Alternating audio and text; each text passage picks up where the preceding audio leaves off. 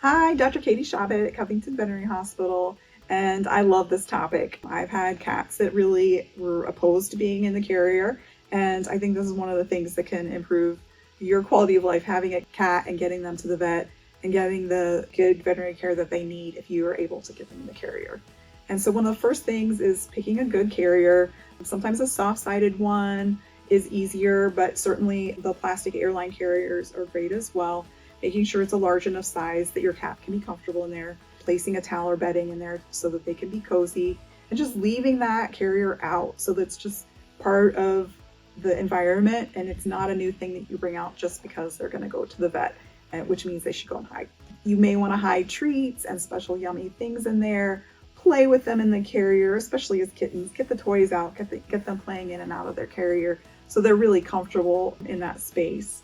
I also have found it really helpful to, if you really have a fearful cat with the carrier, feeding them their meals close to the carrier and then moving that food closer and closer and closer to the opening and eventually in the carrier.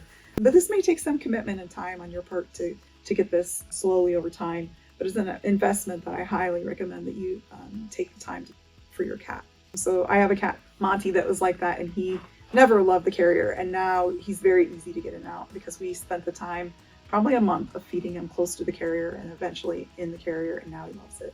Another thing that can be helpful with cat carriers is using a feel away spray. That's a facial pheromone that's been synthetically reproduced. So like when cats are really happy and they rub their face on things, they're leaving behind a pheromone, and basically feel away is reproducing that pheromone, and you can use it in the carrier, spray it in there an hour before you leave, and then they're going to experience less stress while they're in that carrier.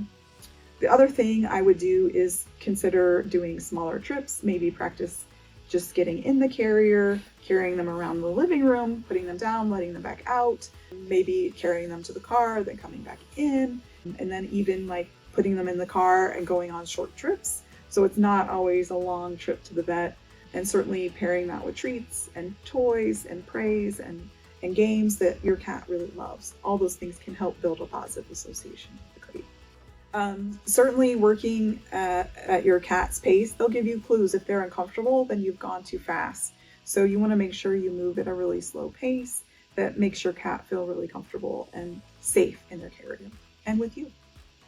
If you have any further questions, feel free to give us a call at Covington Veterinary Hospital.